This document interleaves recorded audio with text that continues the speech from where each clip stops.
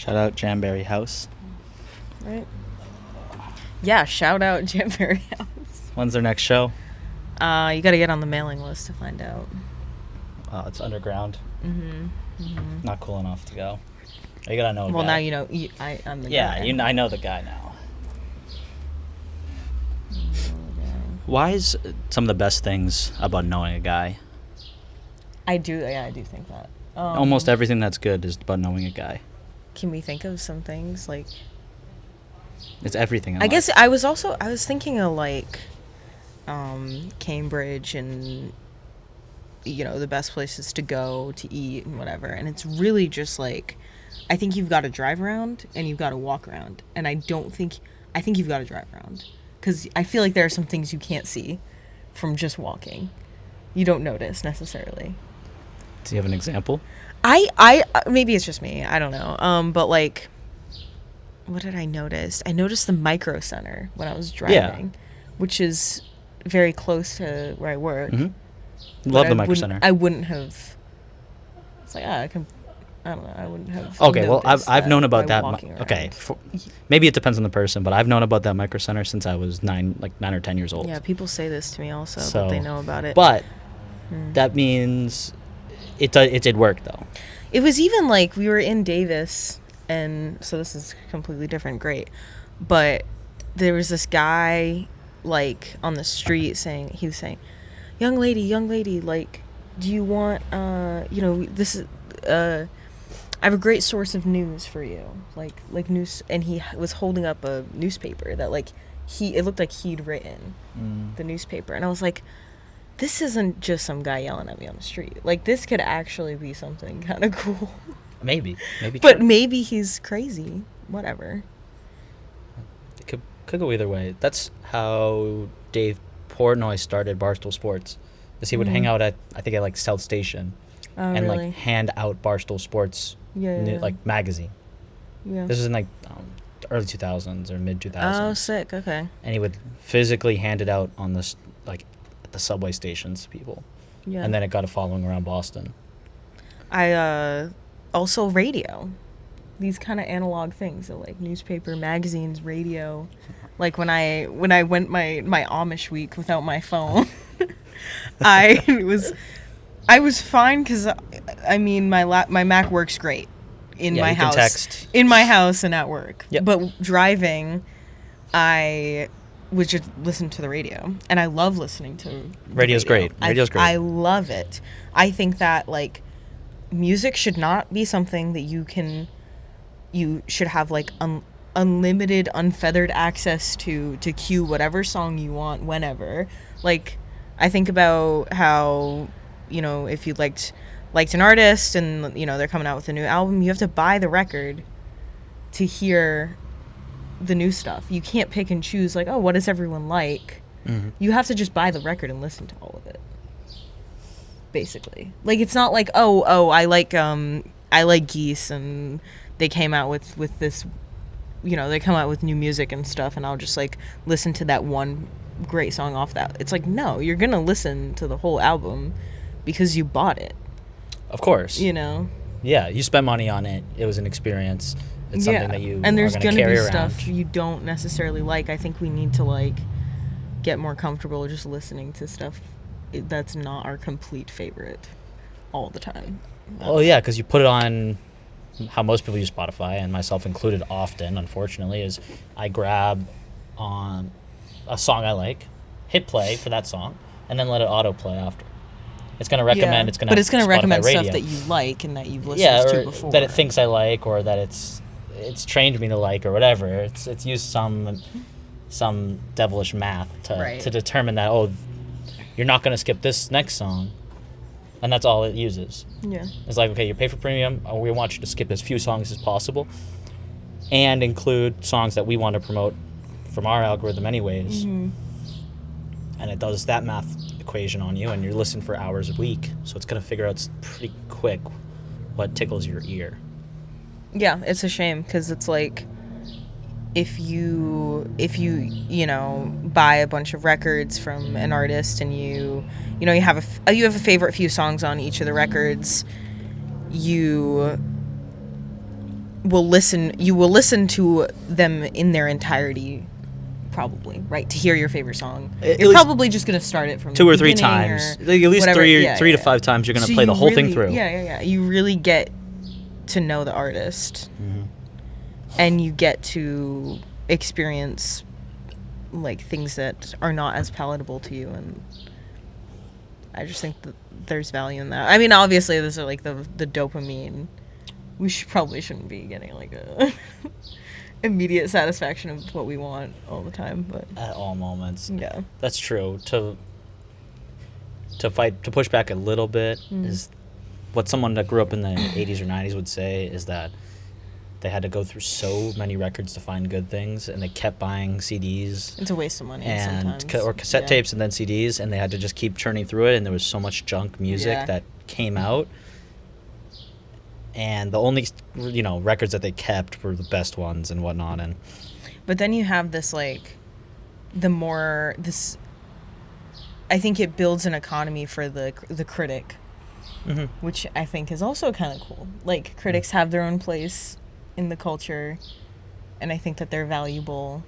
And now in the age of there's so much music, but we have access to everything. You can kind of just try everything. It costs you basically nothing. I think it builds the attitude that critics are a bad thing. And people are going to look at ratings anyways. I mean, what the people that I know that are into music get this website, Rate Your Music, breaks their head. It literally breaks their brain, and it permanently alters their music taste. And same thing happens for movies. I read Letterboxd. I partake. I watch a lot of films, and that one probably also has hurt my brain a little bit because I'm not finding the movie organically just through it happening into my life, or I searched it out because I saw this director, this actor, actress, and then I followed the thread and pulled it. I'm letting a collective conscious determine a rating and then building it and then picking a movie I'm going to watch based on Right. it. So this is what happens on Rate Your Music. Yeah. But effectively what that does is it only feeds you good shit.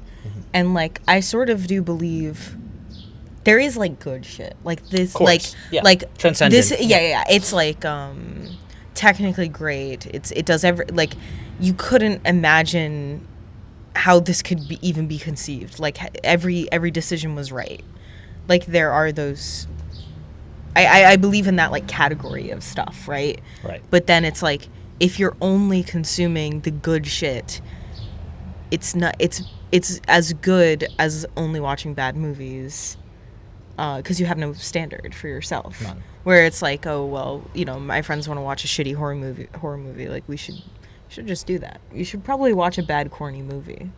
You know what I mean? You need to mix it in. You need to or just watch something you find on the varied things.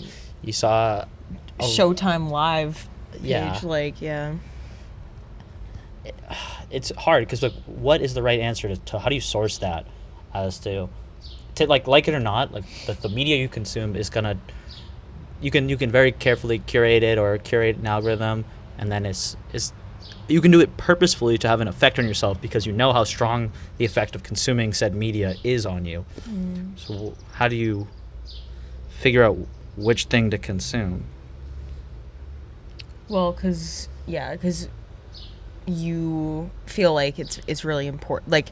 You want to have an effect on yourself, maybe, because you can you think of it as the common analogy is all right, which food am I eating? Am I eating trash food or good food? And sure.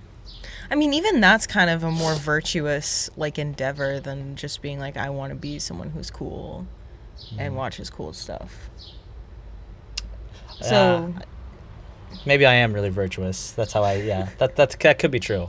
Maybe the way I consume media is way cooler and better than the way other people do. Because it's I don't care about what other people think of that. Of course not. It's just who I am. So.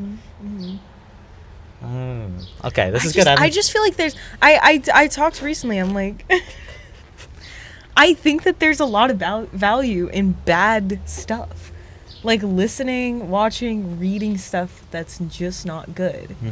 And I had thought that, and then I talked to a friend who's a music lover, and they're well, I don't want to listen to the stuff that, you know, people aren't really enjoying or that isn't very popular in a genre, for example, or in like the niche. This isn't very popular because this is like a more rudimentary version of whatever of the standards that the niche kind of and I'm like, yeah, okay, I totally get that. You don't want to waste your time. But I still am like, maybe it's because I like corny bad music sometimes. But then I was like, reading this, I'm in this book club, and I feel like all the books are bad. And it's like, I don't want to read them. So it's like, shit, I get it. Like, but I feel like I don't know, it's something to complain about. It's really fun to read a bad book and complain about it and talk about how bad it is. Well, do I know any of the books? There's this book called The Midnight Library. Okay. By Matt something or other. And it's like this woman who like she's like gonna kill herself. Okay. Or something. She's gonna S-word. And she like there's this mythology of like she gets to go to the Midnight Library and like choose out a life that she could live. It's magic, right? But it's like taking Sylvia Plath's like fig tree metaphor and very much modernizing it and giving it this like kind of silly magical ability where like, do you know the Sylvia Plath like kind of like vaguely of, like, you know, as a young woman you have like I think it's a poem, I believe, or a section in her book, one of her books, and I'm not like very well versed, but like you have, you know, you kind of watch the fruit kind of decay in front of you of all the possibilities that you could live, and if you're kind of like experiencing the grief as time is passing, even though you're still young, because even if you chose one life and it worked out and it was great, all of these things you could have done, it's like a waste, they rot right? away. Yeah. And then as you're thinking about what you're gonna do, and as you're thinking about choosing the path, you're wasting more time. Yeah. And it's like, yeah. So it's very existential. And it's also like, I appreciate it because it imagines that we all have a lot of possibility and potential, and I think that that's true, and we could all do many different things. But anyway, I think that it's in part maybe inspired by that, you know, all this woman, all the things that she could have done, let's give her an opportunity to live them. I mean, it's not good. It's not a good book to me for many reasons, but one being like, even if you, like, the point is that even if you could live them all out, even if you could do everything that you'd want to do, one, it still wouldn't be enough. And two, like, you have the same problems in every timeline, right? Right. So, I mean, in the end, I think she chooses a life where she's like a mother and a wife, which is fine. Right. I don't know why that worked out for best for her. After reading the entire book, I have no better understanding why that. It just seems kind of nonsensical, and not very like enlightened of a point to make about this phenomenon that's very true, you know. Yeah, I relate hard to that. Okay, we have this or that, and we talked about it last time. Just like, okay, which of these things am I going to pursue? And pursuing one comes at the cost of the other inherently. So, what is he saying in the book? That is it like a happy ending, and she got to try all of them, and then after trying all of them, she chooses just to be a wife and mother? Yeah, I mean, I do believe that it's a happy ending. Like, instead of dying, she lives on in a timeline where I believe that there is love. Yeah, and she has purpose. But I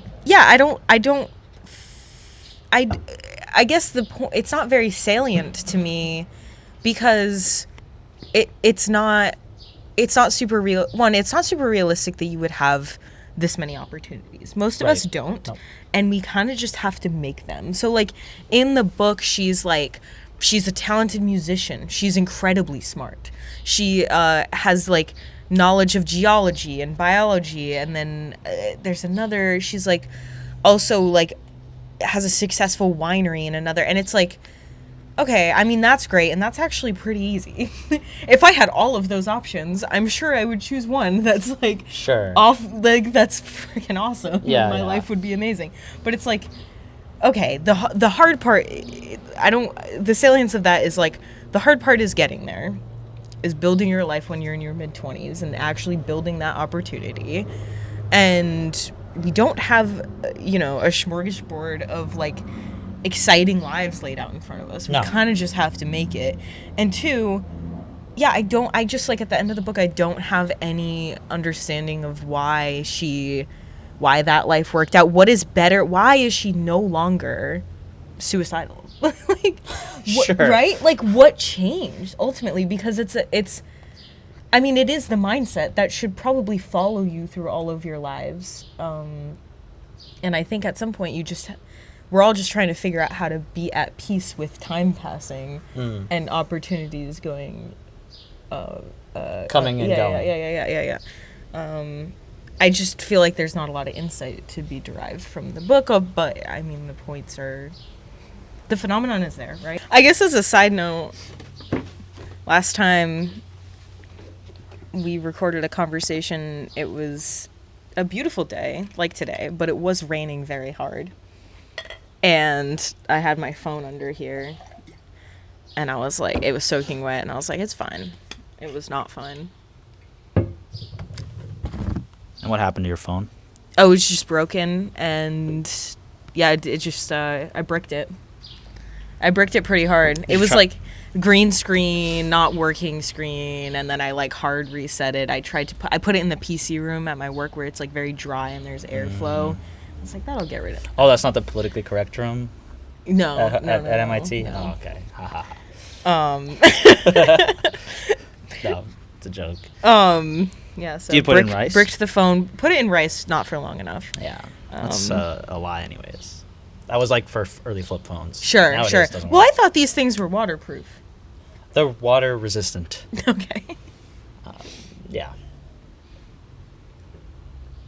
And then... And my mom and I told her about it, and my mom was like, well, lesson to learn, and I almost lost my mind.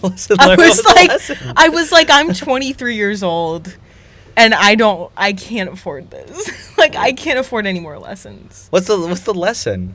Just something Just, that like, you unfortunately very much, like, kind of need in life broke. And now I need to Yeah, then you need to replace due it. to my negligence, this is Minor true, negligence. but- So if it's an accident, it's okay. Yeah. Like, if anything, I feel like it's partially my fault too.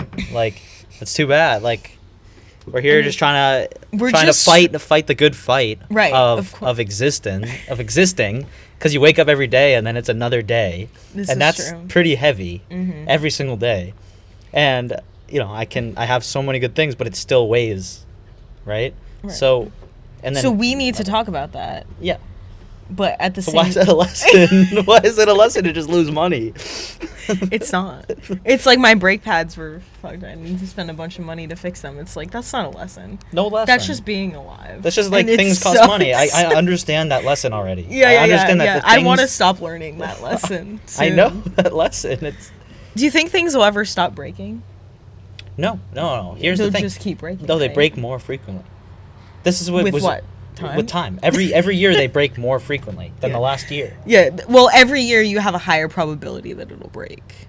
Yes, but even if you get the new thing, those things break quicker and quicker Yeah, maybe. until it all breaks. Mm-hmm. One day it all breaks. It was really nice to not have a phone. Yeah, For a little bit. I want to hear about. So how many days did you not have a phone? Monday to Thursday. Monday to Thursday. Mm-hmm. And I still, didn't have the phone. I mean, I'm at work, and I can listen to music. It's very much of like a, it's not entirely like an Amish situation. Sure, one I can understand, say. yes. I'm at work, and I You're can still listen to music. Working in Cambridge, And living I- in yeah, yeah, the and- area, and- you have access to technology. Sure, yeah. So at work, I'm like, but locked into work, so that's good. And then just drive home, just try to figure out how to get home, really, every day. Oh, that's easy. Which is easy. And I actually don't have a problem with that. But when I had the time, I was like, well, it's time to go to the Verizon store. Where is it? Where is it? So I look up where it is, and I'm like, I'm looking at the Google map. I'm like, okay, I think I can figure this out. And I drive past Medford Center. I'm like down Mystic Parkway. I'm like, still don't see it. I'm driving further. I don't know how much, I really have very little in the way of and I realize this is why stores are all together in one place. And then I'm like, this is really actually kind of fucked. Yeah. Because I didn't know where it was. I had no idea. I was in Mystic Parkway Center, and I really didn't know. So I'm like, well, I know how to get home. So I just went home and I sat outside. And I pulled it back up on my laptop. I'm like, no, I drove right past it. And I go back, and it's there's no sign. Yeah. There's no sign. It's a dentist's office, and then it's behind the dentist's office. I'm like, what would I have done? Mm-hmm. I don't know. I had to go home and get directions. Well, that's how did people used to? People got around. Well, so this is what I realized. I'm like, it's a simulation for people.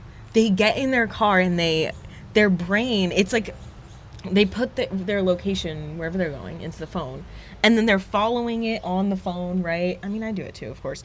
And it's just and then you arrive. It's a video game. Well, yeah, they don't think. You're not thinking. They don't think about right? it. It's just the next turn. So whereas and then I had to go to Peabody, mm-hmm. and I didn't have my phone. That was Wednesday night or something, and I'm like, okay, I'll follow 93. I mean, it's relatively easy, but I don't know why I thought this was a good idea. I thought I would take the Fells. Bad idea. I should have just got on 93. That's easy from there. But I thought I would take the Fells, and then I would get on 93. I'd skip traffic, whatever. I got so lost. It was crazy. I was so late. I got so lost. But realistic, and I'm thinking I knew I was lost, and I went in a circle, and then I see, okay, this is where the highway is. So I'm like, I'll go to where 93 south is, even though I need to go north. Yeah. And thinking the on ramp will be near there because that's where the highway is. No, it wasn't near there. It was all split. So I'm like, I really don't know what to do. I literally got on north, and then I got off, and I got on south, at a different exit because it was more convenient. But mm-hmm. yeah, it was interesting getting places snow phone. Well, yeah, you just have to memorize it. So do you have the compass? Or you can use logic to get to a lot of places. Yeah. Do you have the compass in your car on the rear view mirror? Yeah. I use that every day almost. Yeah, and it's I don't know. This is gonna sound maybe stupid, but I'm like, if I go towards where Medford is, I'll end up in Medford, and then I'll end up in Medford Square, and then I know how to get home. It's not that it's really not that complicated. It's not hard.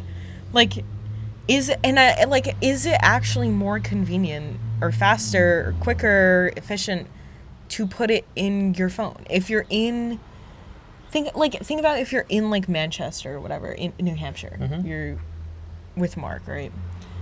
And you're I don't know, whatever, and you gotta get home. You'd probably put it in your phone? I would. I'll throw it in my phone probably because there's you a few could get away with options to take. The only thing is the traffic. Yeah. The traffic can help you. There is some bullshittery that the mapping services do in order to force traffic into certain areas and not into others.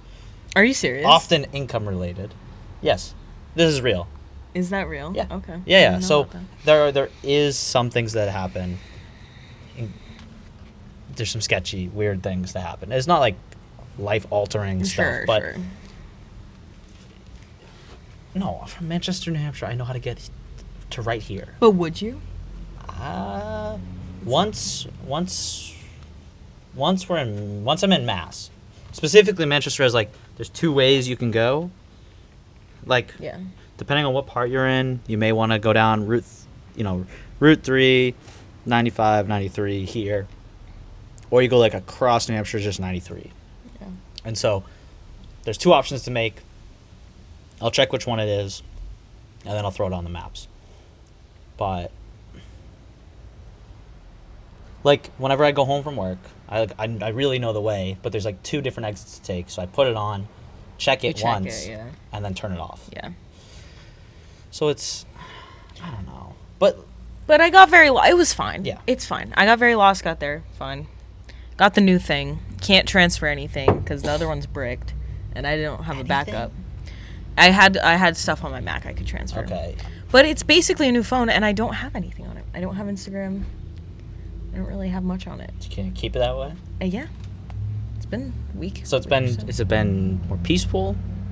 Like basically, other than not driving being annoying, like it ought to be. Honestly, it should be annoying. It should be. It absolutely You're driving should be. this big hunk of metal. You should be really locked in. annoying. Yeah. You really should be thinking about it quite a bit. You should have to memorize all of the roads, and you should only be allowed to use GPS when you're traveling to somewhere outside of your area. Mm-hmm. I think there should be a restriction. People should have to memorize the area, but that's never gonna happen, really. Whatever. Yeah. That's not. I know, of course not, but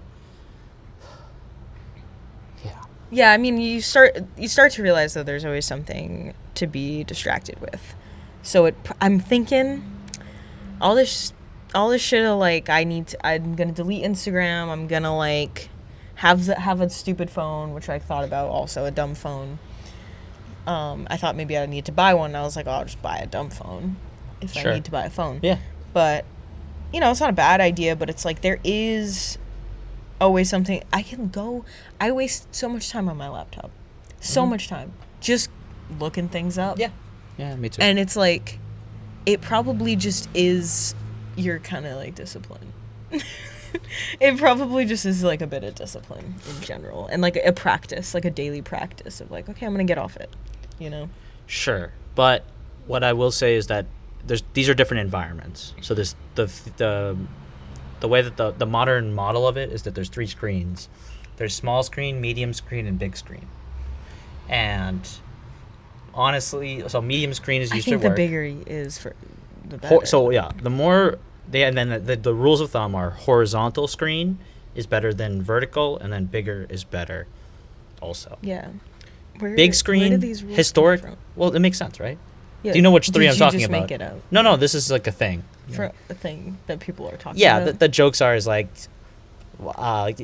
finally I'm home. I get home. I'm so tired from looking at medium screen all day. Okay, let me sure, open up sure, small sure, screen sure. and Yeah, finally I can look at small screen. Yeah. For fucking 4 hours from Right. 5 to 9 and then Right. go to sleep.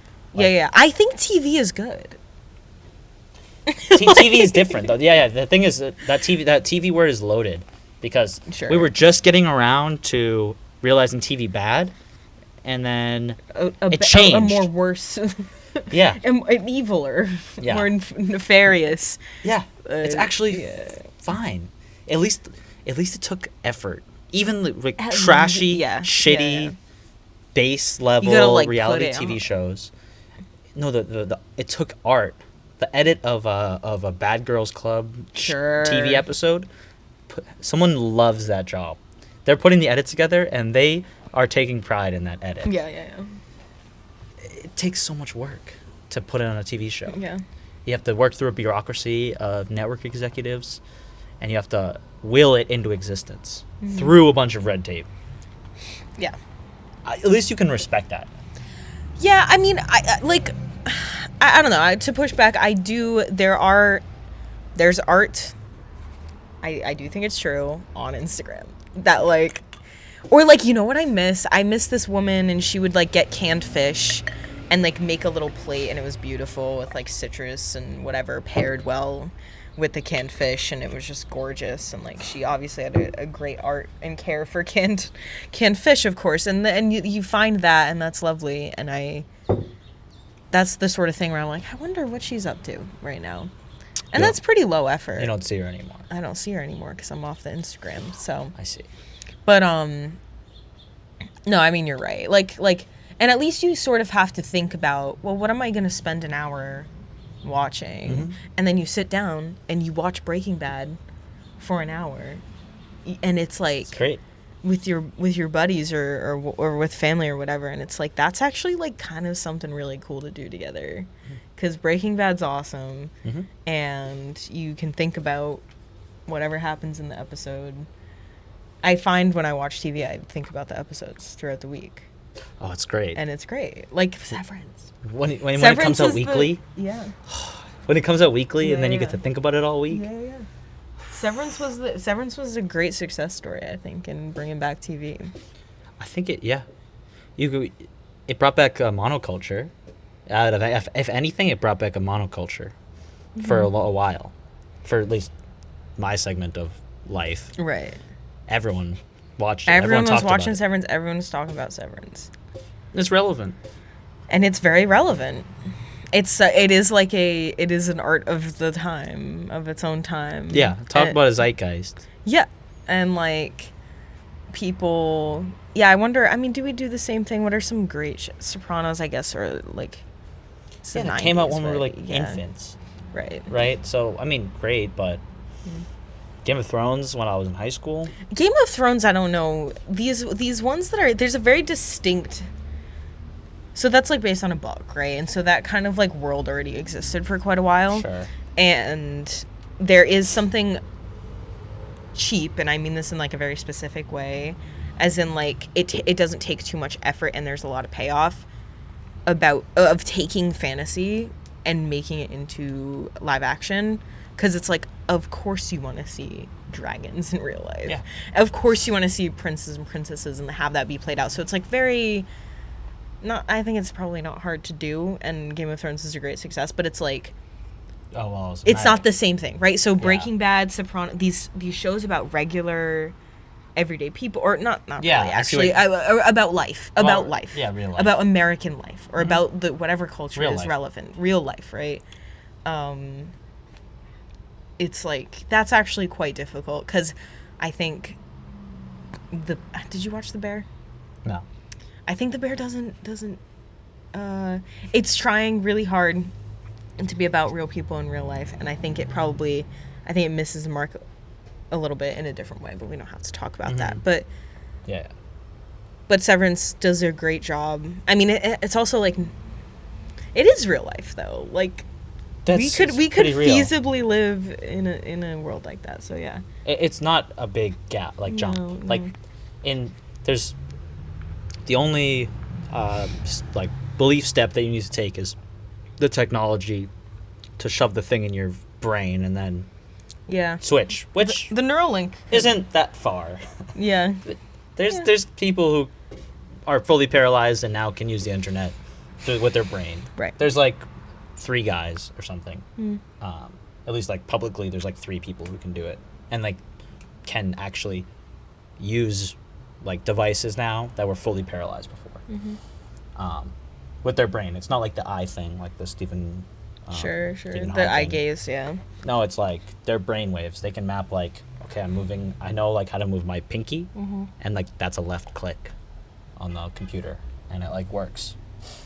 So it's once you can map all the things, and it's like you can computationally reduce it down into a set level of things. It's Almost there. it's doable. Yeah, like maybe by the time we're dead. Yeah. Yeah. So we should introduce the episode then now? Sure, yeah. And then I'll put it back at the beginning. So, episode 2 Episode 2. of Backyard Campus. How do you feel about episode 1? I loved episode 1. Did you? I think everyone at home loved it too. Oh, good. We got great feedback. I feel like I was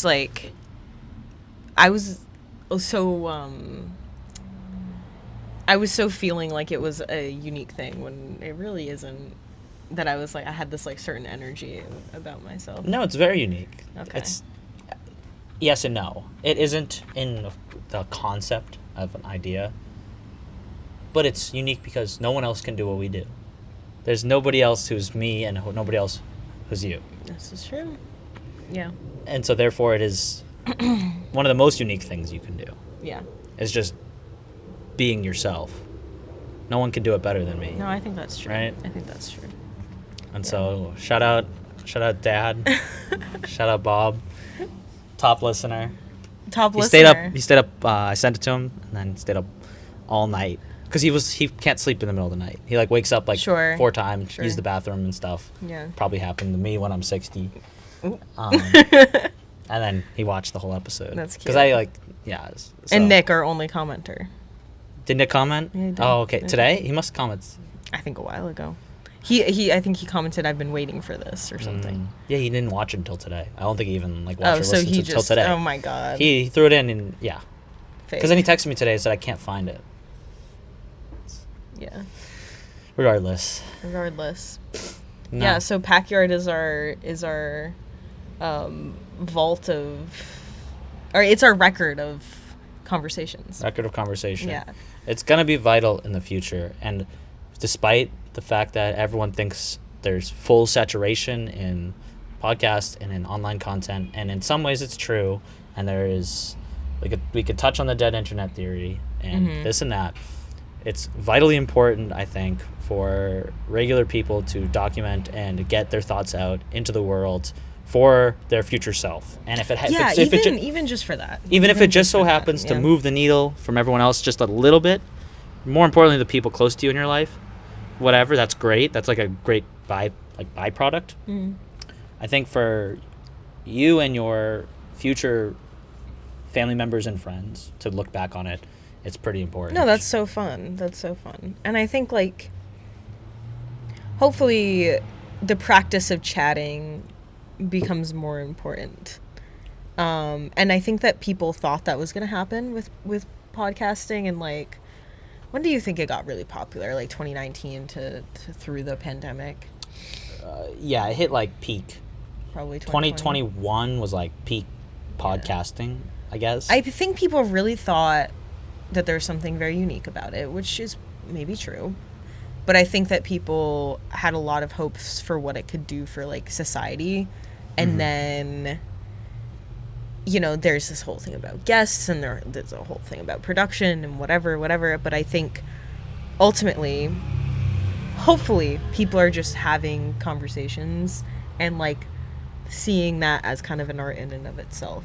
And I think that that's healthy. So, yeah, how do you do that? How do you have meaningful conversations with people that you like to talk to? I don't know. Maybe... I think part of this, the impetus for here is it needs to be purposeful. We need to set aside some time and do it and have a real one. And you can have times when you're in person and doing this and that, but this is dedicated time for that. And if you don't set aside dedicated time for it, I mean, there's a reason why I think in, let's say, I'm cringing saying this, but in European countries, there's a lot better labor and a lot better workers' rights. And I do strongly believe it is because people talk to each other at a very much higher level in their community. And their communities are segmented in cities and this and that, and similar to here, but they're a lot quicker to jump on things that directly affect them and to protest, fight, and vote for things that directly affect their working rights. Yeah, absolutely. Versus being cut into little boxes and segregated from your fellow person, and then all your time is spent on just you and your own person. Like, so it's like, well, if it's not a systematic oppression of workers, like in that person's mindset who's very isolated or segmented, it's an oppression. It's an oppression of me personally, which is my problem. It's like, no, this is like all of our problems. We're all of the same demographic, actually, even though we're quite different. Yeah, and I would even say, like, I think in general they take more time for, like, these leisurely kind of slow activities, like having wine at 4 p.m. or whatever, like, just to chat. And it's like, yeah, you that's like sort of how you build community in one way. And for sure. I greatly respect that. I think there's a lot more focus on things that, and as we were complaining about earlier or later, was the depending on how time works. Building things that last a lot longer and are less consumable and throwawayable as quick. I find that they take a lot more pride in building something that will last a long time and buying something that will be kind of more permanent. Mm-hmm. Yeah, taking the time to go into the city to do an errand and walk around. Yeah, and spend time, sit in the park and do nothing with the people that you care about in your life. Or just even yourself, just watching people, I think is so awesome. Just so to great. Watch people. Yeah. People watching. People watching. I did some people watching. Can I tell you about it? Please. I had to go pick up some prints, and I could have easily just drove to there, but I was like, you know what, no, I'll go into Boston. And so I like went in, picked them up, and then I walked around, and I just sat on the bench in the Irish family monument in the Common. So it's like there's these like bronze statues of like a family, and it's not much, but it's like, and it was just full of pigeons. And I just like sat there and I was just watching everyone, and there was this like guy, maybe homeless, not really sure. He was just talking to himself, and I could have listened to him all day, probably. Mm-hmm. Yeah. Probably would have been bad for me to listen to him all day, but I sort of liked it. I think he imagined that he was talking to someone. He was having a conversation. I don't think he actually was, but yeah, he was telling this imaginary person that reality suffocates him. And I was like, amen, brother. And I was like, yeah, that's pretty salient, maybe.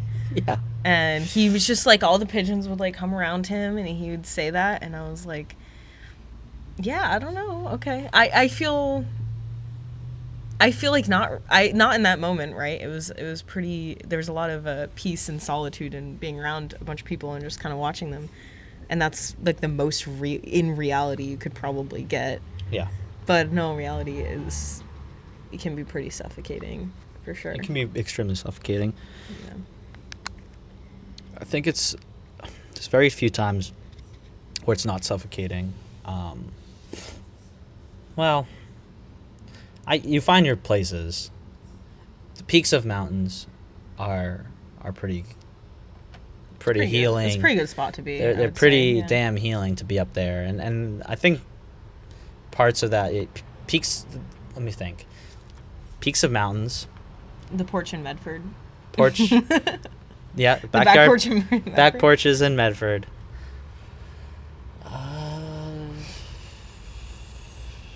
7 beers. 7 beers, walk home.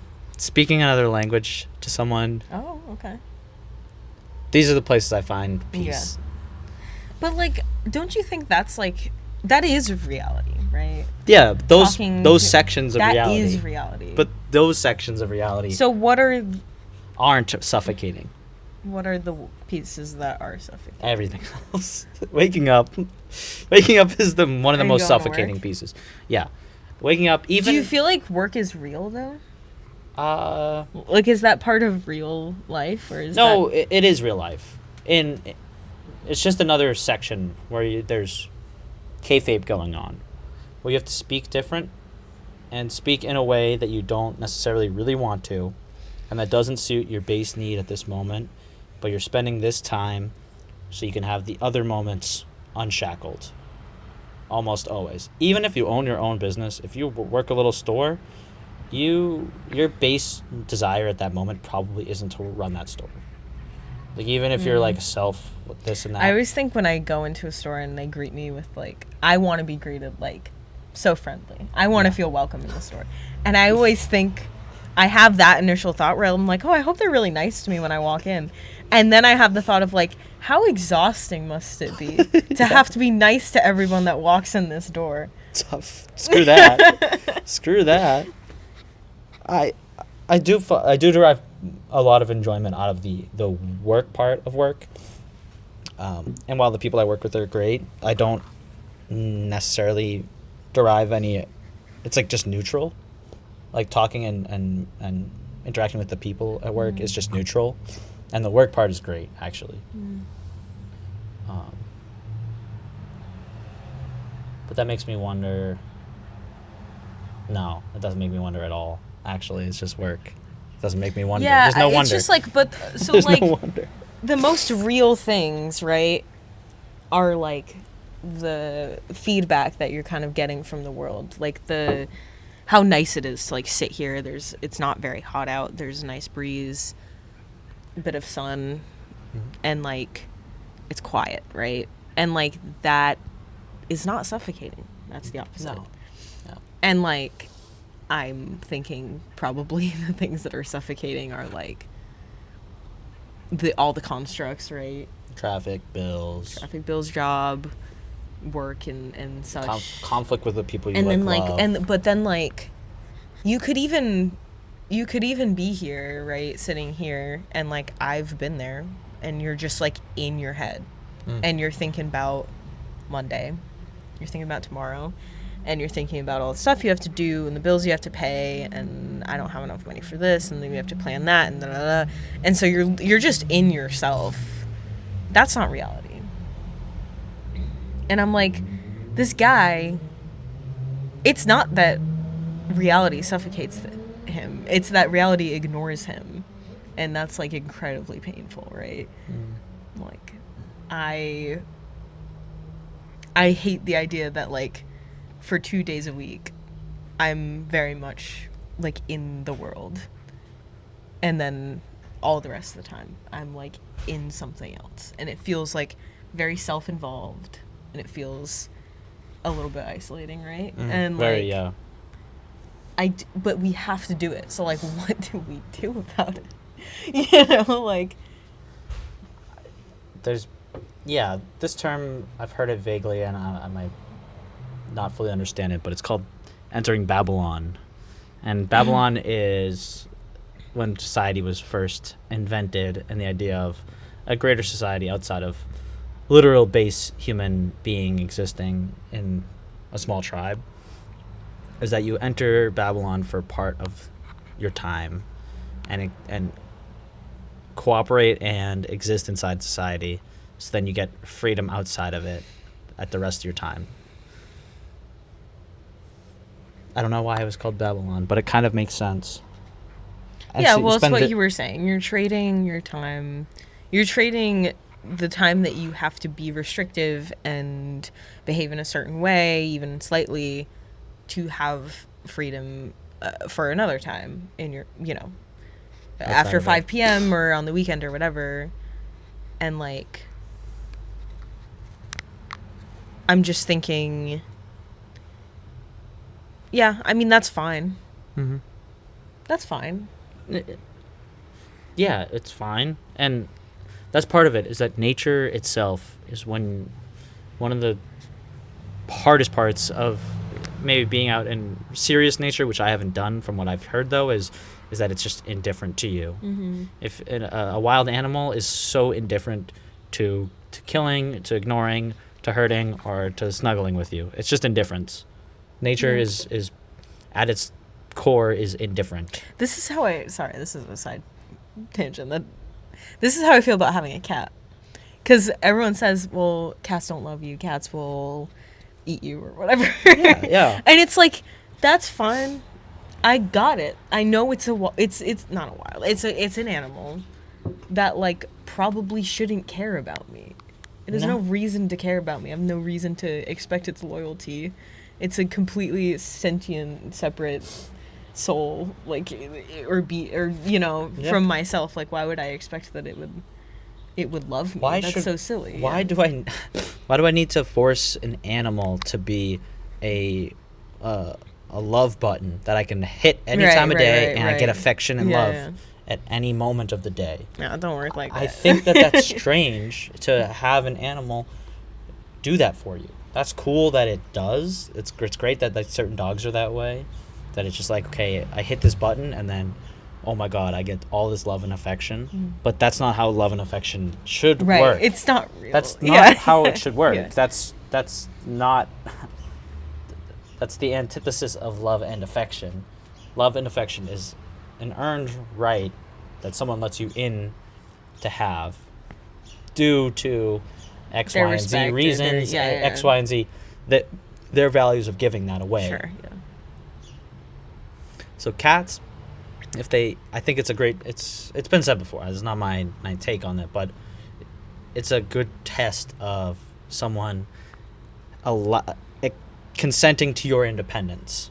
If someone can have a cat that loves them and they respect that cat and give it its independence, it's a great test for that same idea to happen to humans. Okay. So if someone can't understand why a cat needs its own space, and isn't just a love button that you can smash the fucking button and it'll snuggle with you as soon as you ask it to. Yeah.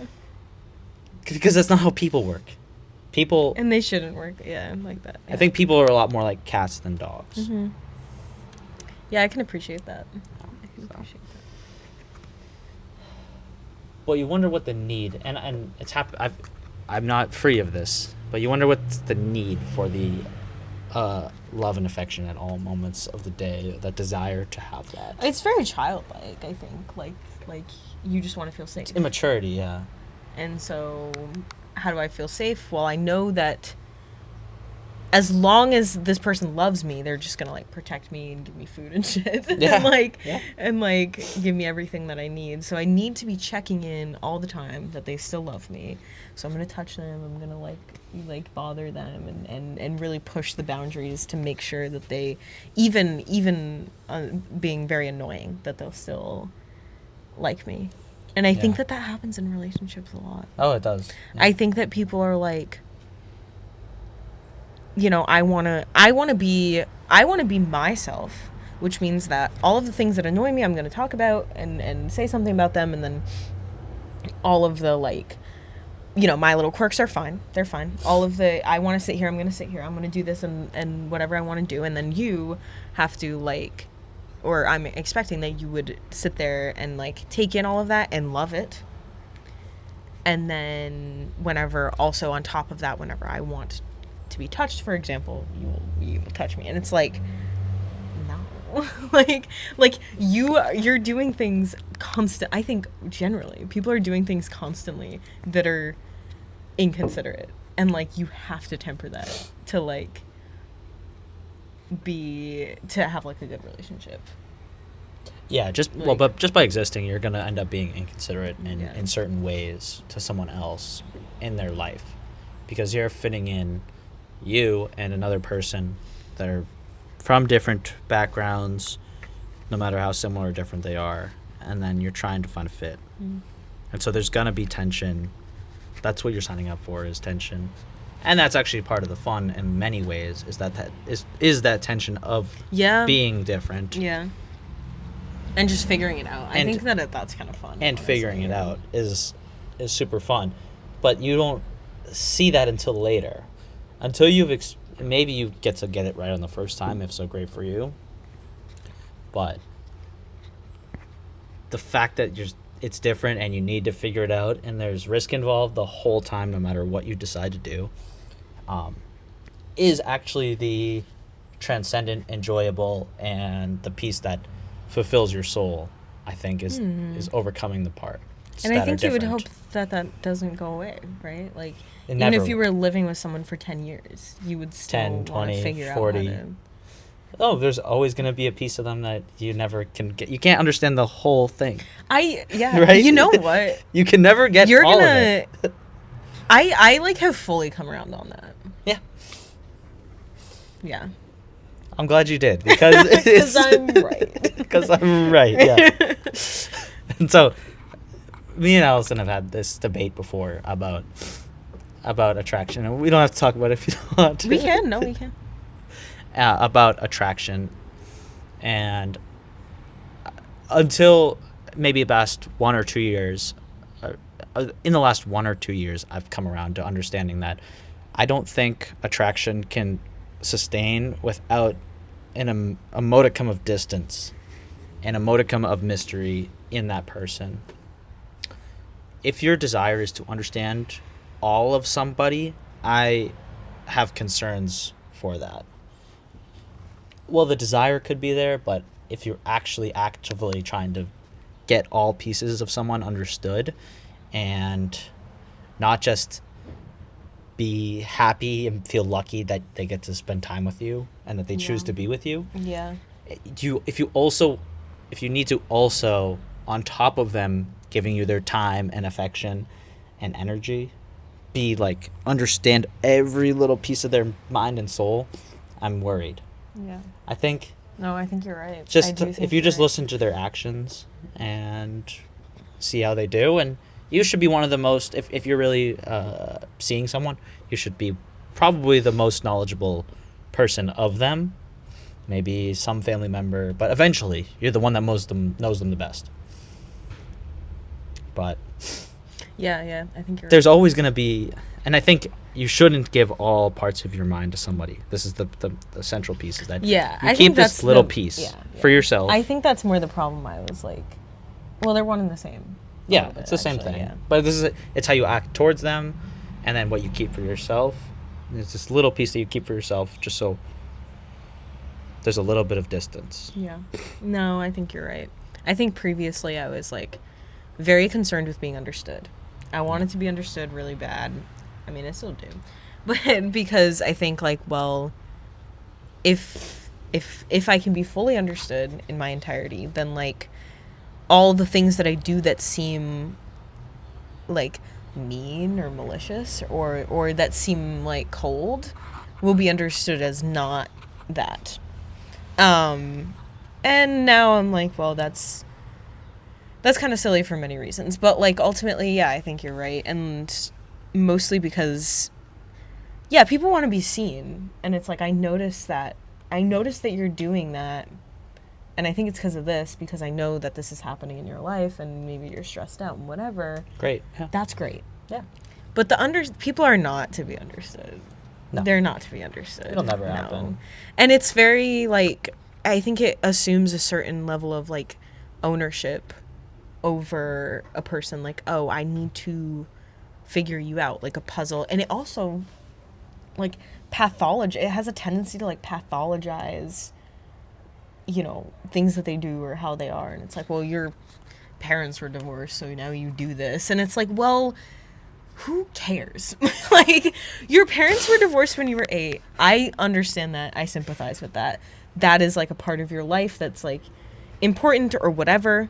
But now we're here, and this is how you are. Mm-hmm. And it's like, I don't need to like act like I'm making some connections or like really trying to sort something out. I just want to, and it's gonna sound, deal with you. Like, I just want to like Spend time have with you you. as you are right now. Like, Yeah. I see that you do that thing, or that your tendency towards this, and like, I can appreciate that. Like, Yeah, maybe whatever. you can sit down Yeah. and spend a bunch of time and figure out the root cause. But it's like, is there anything to figure out, or do we just want to talk about it? yeah. Because everyone wants to be seen, and like, you want to tell me about this thing that happened when you were younger, and it's like, I want to listen, and I don't need to have like insight on it. I don't need to think that's, again, reference to last episode, that's useless. My insight is useless. Yeah, Like, it's true. yeah, and like, and then also the keeping a part of yourself for yourself, I have also grown to appreciate. It's like, I'm also not to be understood. I'm just, yeah, it's fine. And I think it allows you that space to be like, well, when I act cold and distant, it doesn't really matter why I'm acting that way. That's kind of my problem that I can think about on my own time. The end result is that it can be hard to be around someone who's being cold and distant, and that's not pleasant. I don't want to, Right. you know what I mean? So like, we'll just deal with that right now. Like, I'll just like I'll try to move towards the spaces that I don't want to move towards, because that's healthy. And like, Yeah, it's not the other person's It's not- job to it's figure it not out for you. and it's not their problem. They don't complete To you no. or any of that junk. It's just that you wake up and choose this person really because their soul speaks to you, and you want to listen, and they Yeah. want to listen Yeah. to your soul. And it can be It's like, not that complicated, right? It can be like a very wholesome thing of like, they make me feel good. I like learning things from them. I appreciate that they do this thing, activity or whatever. Like, I admire it, right? There's traits to be admired. There's things to respect. there's something to learn maybe, and like, and then you're like, okay, we're gonna, I think the mistake that I've made, and that's been made before, is like you spend all this time with a person and you start to think of them as an extension of yourself, and then it's like, well, there's no separation, so when I leave my socks on the floor, it's fine, because like we're just living, that's both of us. Yeah, that's both of us doing it. And it's like, no, like this person has certain things that they like. They want to be left alone at this hour. They don't want to listen to music during this, and like we will just kind of like, I just want to be really respectful of that all the time. Yes. And I think that that's so, there's so much, like I have so much like I want to have like pride in that. Do you know what I mean? It's important to have pride in that. Yes. Yeah. It's okay to be separate and to be removed from the other person, and they, in the same way that you can respect a cat who lives in your home, in a similar way. It's obviously different, but the cat lives in my home. The cat lives there, and if the cat wants to move and get away out of my home, that's okay. It will run away and figure out a new life. Well, and I think you have to accept that, because there's inherent risk. That. Oh, but because if you treat it poorly, it should run away. Yes, it should run away. I shouldn't probably allow it to escape though, because it's ill prepared. It's a cat, but a human being. Yeah, okay. It rhymes. It's not the same. It's a rhyming scheme here. It's not the same word. It's not the same concept. But I think there's a stand-in. There's a piece of it in there that's the same. And if this person doesn't want to be in my life, I need to just accept that from the very beginning. Yeah. And I'm never going to be able to force them. From the very beginning, yeah. All you can do is you can just give what you give, and you take what's there, and you figure it out somewhere in the middle. And like, that's a very exciting prospect to me. And like, that gets me up in the morning, is that I'm not going to have 100% of it. Yeah. I'll never have 100%. And they'll never have 100%. I just get to watch. Yeah. It's the same thing with people just watching. A nice ride. Yeah. I'm like on the train, I'm like looking at everyone, and I'm like, I want to know where everyone's going. Like, I noticed this and I noticed that, and like, I want to talk to these people and be like, where are you going today? And the old lady that sits right next to me, and she's reading the New York Times, and I'm like, I just want to, when I left, I was like, I want to say bye to her. We didn't even talk. Like, why do I want to say goodbye to her? But it's like, I don't get to have any part of these people's lives. I just get to watch and like think about it. And that's like really fun. Today, this daughter, we were at Diesel Coffee, and young girl and her dad was like, can you take a picture of us at Diesel Coffee? That's awesome. It is so good. Slam packed. A bunch of hippie motherfuckers just trying to get their iced lattes. Yep. And it's too busy. Everyone's staring at each other. Everyone's like very and he's like, comes up to me, he's like, we need to get a picture in Diesel Coffee. And the poor girl's like, she's like trying to get her phone out and like embarrassed. She's like, I'm sorry. I'm like, it's so cute. It was so cute. And I'm like, I'm never going to know why he feels like they need to have a picture in the coffee shop. And I can think about it. And I could ask, what are you guys up to today? And that would be just as good. But then I'd get that information, and then I'd still be like wondering There's always another about question. something else. Yeah. But it was just so nice. I just thoroughly enjoyed that. I enjoyed taking their picture, and like, I think this is one of the great upsides to everything being so expensive now, is that the human brain and the human soul is going to still romanticize the mundane. Yeah. The fact that everything's so expensive means am I in this part of my life because I'm so broke? Am I people watching in the park because I'm so... If you were in the... If you had you wouldn't be working in the 50s or 60s probably, or less likely, but... If I were working in the 50s or 60s, I would just have all the money. If I were working and you were at home. I want that pictured. In general, I'd like that as an idea. It's just you'd be using a lot of Jello. Or a lot of lithium, probably. Yeah. And so in the 50s or 60s, I'd have a job and everything would be super cheap.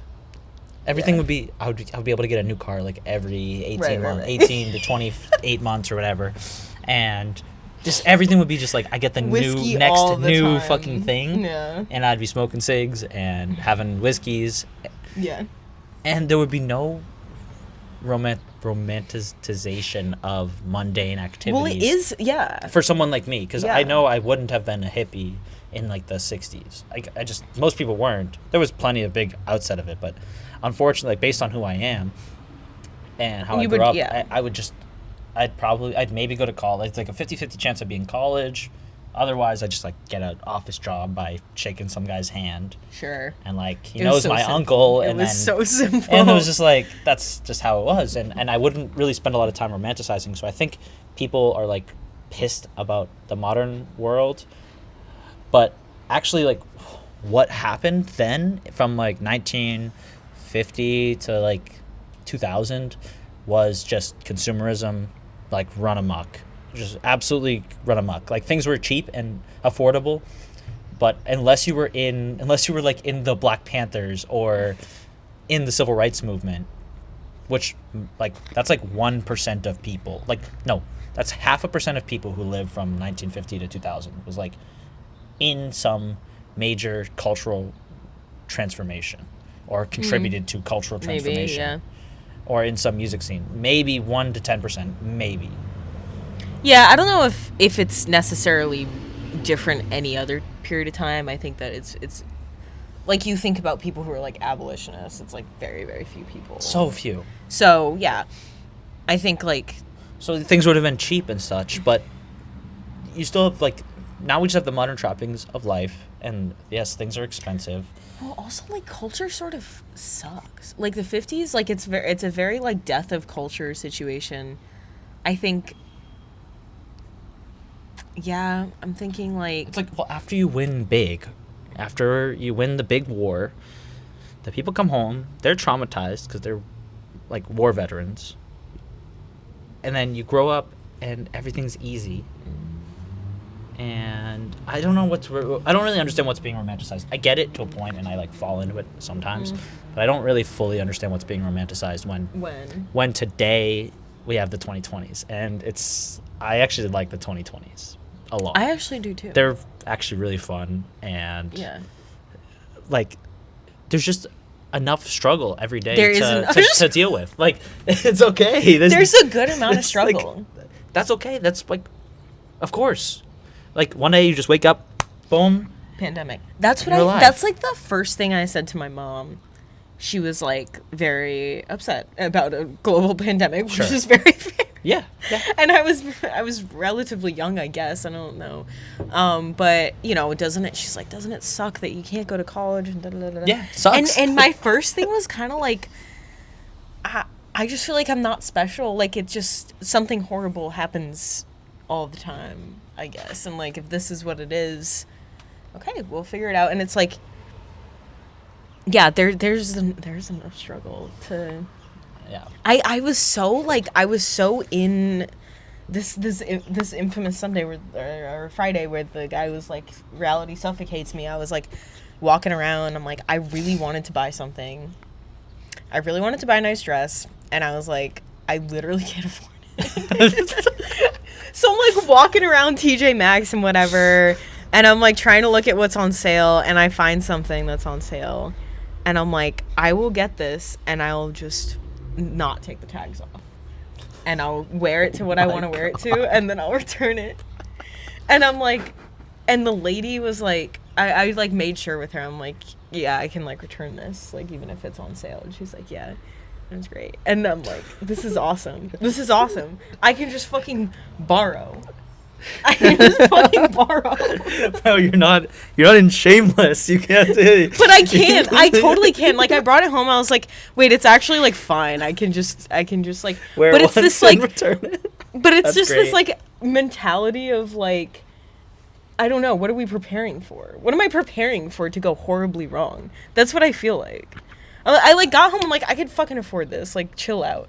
But like, what was I preparing for? Like I was preparing for a crash, I think. But it is In my like, head. it is expensive. Like you want that money back at some point. Like if you can get that money back, like, you probably should. But do you feel like something bad is gonna happen? Do you feel like this is like last summer and this summer kind of the summer before it all kind of gets really bad?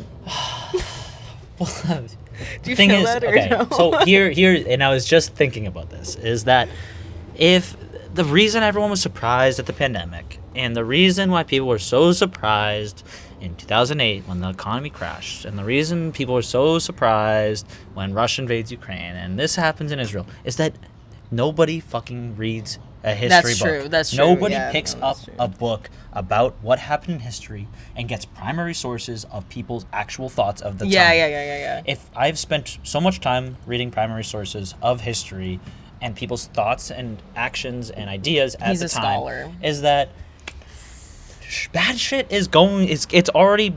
It's in there. It's gonna happen. Yeah. It's just a matter of which day and which month it's gonna happen. The bad stuff is already guaranteed. Actually, it's fully guaranteed. When something bad happens in the world and then it affects your life and things go bad, you should not be surprised, because if you then you for sure. are an idiot who doesn't read history. Every single time, and this happens again and again and again in history, of the most common thing in history books is reading and seeing that someone is so surprised about how this time it's different.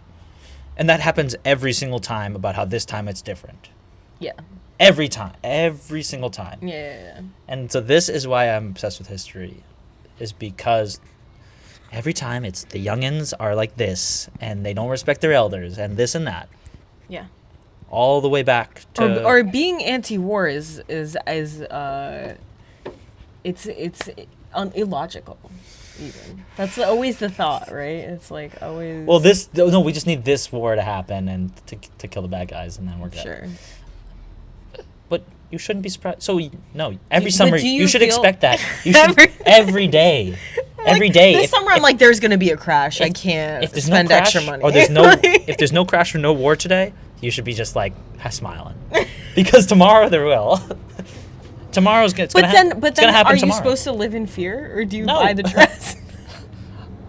You should still save your money. But if it happened tomorrow, and you're like, oh my god, how could this have happened? You're stupid. You didn't read. Yeah, but what good is that? What good is it to be preparing if you're still not prepared? To be prepared. To be in the mentality. You're not going to guess when it happens. Because that's part of the reading, and everyone's surprised. Tony, they're always surprised I understand. that it happened. I understand, So, but being surprised or expecting it ends you in the same spot.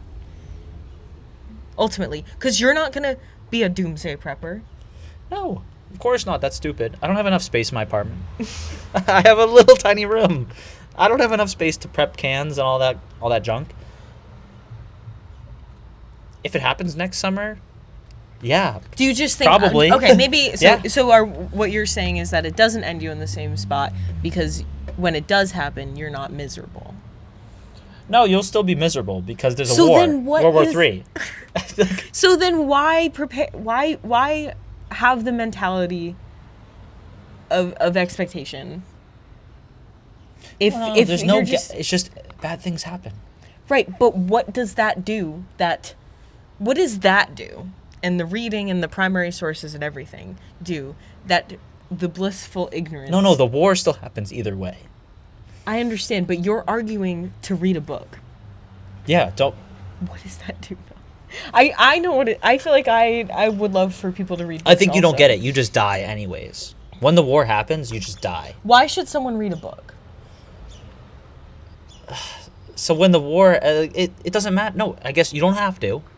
I just don't want to hear it. I just don't want to hear it when a nuclear strike is launched. I don't want to hear, oh, how could this have happened? I just don't want to hear it. Okay. And the thing is, I'm the idiot because I'm gonna hear it anyways because they're not gonna read it. Yeah. And so that's just gonna happen, and sometimes bad things happen. You're just And like, okay. Yeah, but you don't feel in your bones that there's gonna be a financial class. You're missing the point. I'm not. I'm just fucking with you. I'm sorry. I don't know. That's the thing is, I don't know.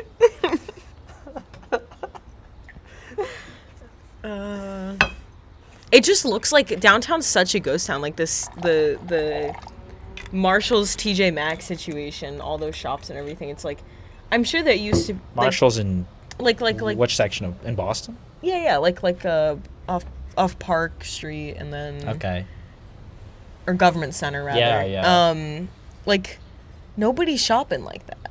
Nobody's shopping like they were, right? And so that place Sure, is maybe just that section. I was in the Prudential mall today.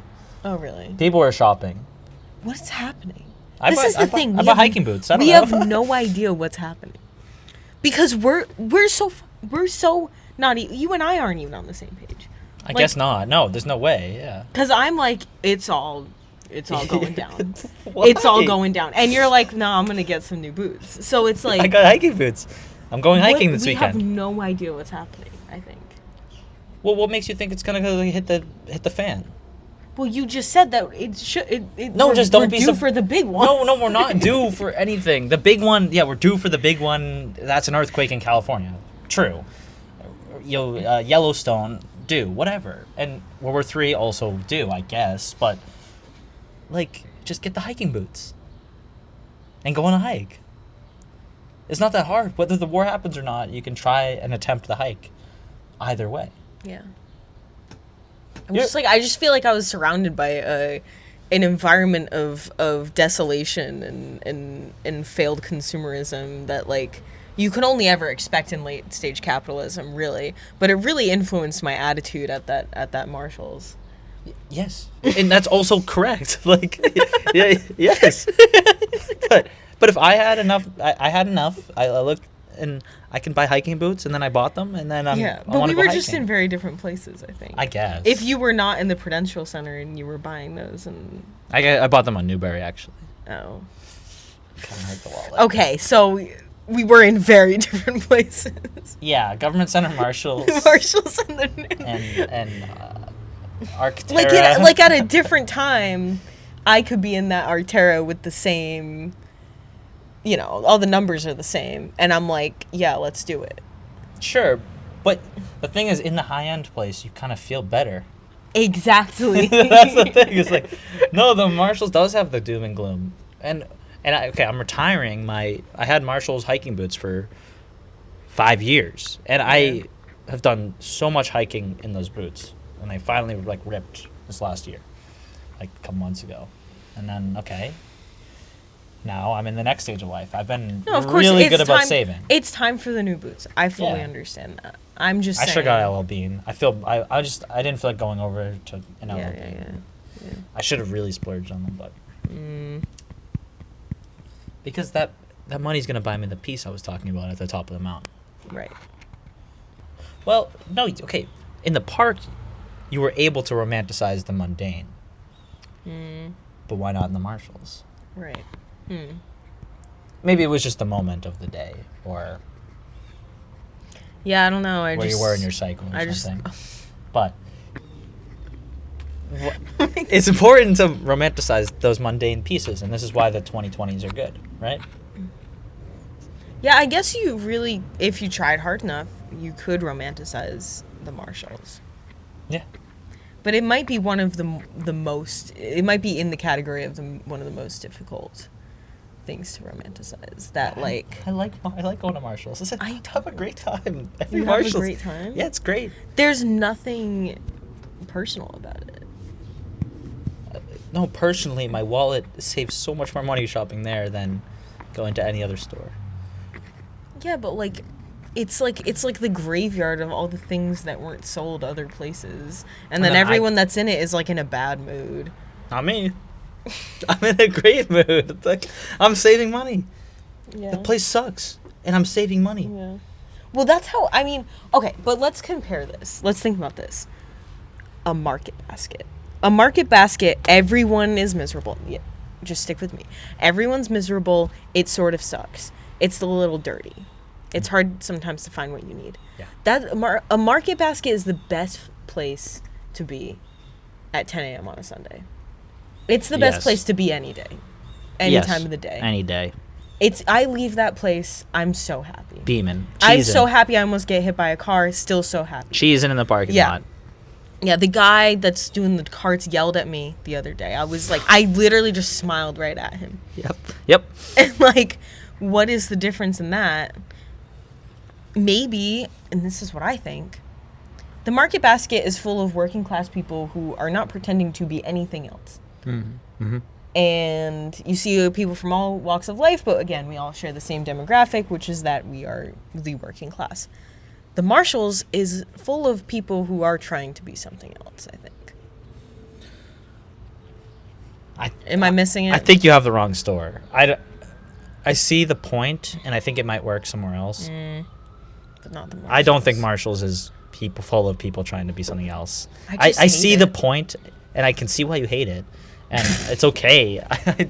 You can't be mad at someone. I just was like convinced of an of existential dread. I was like, I'm gonna have to return this. I can't. Something really bad is gonna happen. If you don't, That's the feeling it gave me. like, you can just get like the it's just cheap clothes that Why does it to make get me you feel by. so bad? I don't know. I don't know. I think that's for you to figure out. I'll work on it. I'm I'll not gonna work figure on it. this one out. I'll work on it. I'm smiling in Marshalls. I'm walking around. No. Because you don't need any of it, ultimately. But I need the food. Maybe No, that's yeah, what okay. it is. Well, that's definitely the biggest piece Yeah. that of why Market Basket's so great is because the grocery store is necessary. I love Market Basket. Yeah, it's awesome. I don't love it. No. Okay, like I love the feeling that I have leaving Market Basket. depending on the Like one, you just got through. different Market Baskets have Sure, different of course, feelings. yeah. Definitely. If I have to spend a long time in the line, that one's crushing. That crushes me. Yeah. Like the Acre Market Basket Is that one in reality Lowell, suffocates that you? one is reality suffocating. Yeah. And oh my god, all these people are like, this is like an oppression system, like a planned oppression system, like shoving all these people in line at the same time right after working hours, and they're all in line It's trying evil, to get really, food, yeah. and this is the only place that they can afford that food, and holy shit, I'm in line with all of them. What the fuck is going on? That's how I Yeah. feel in the Acre Market Basket, Okay. as I'll yeah, call yeah. it. Understood. Yeah. Other market baskets, I don't know. They're fine. Yeah. Like, I have a nice time. I get what I need, and the meat is like questionable quality, and then like the produce is also like Yeah, questionable maybe- quality, and then I eat it, and then I'm fine, and then I save some money, and then Maybe we Little just have mini no smile. idea what's going on between the two of us. well, no, of course not. Like, pretty good ideas, but yeah. There's no cohesive story yet, really. Well, no. Well, that's every man's an island unto his own, right? Okay.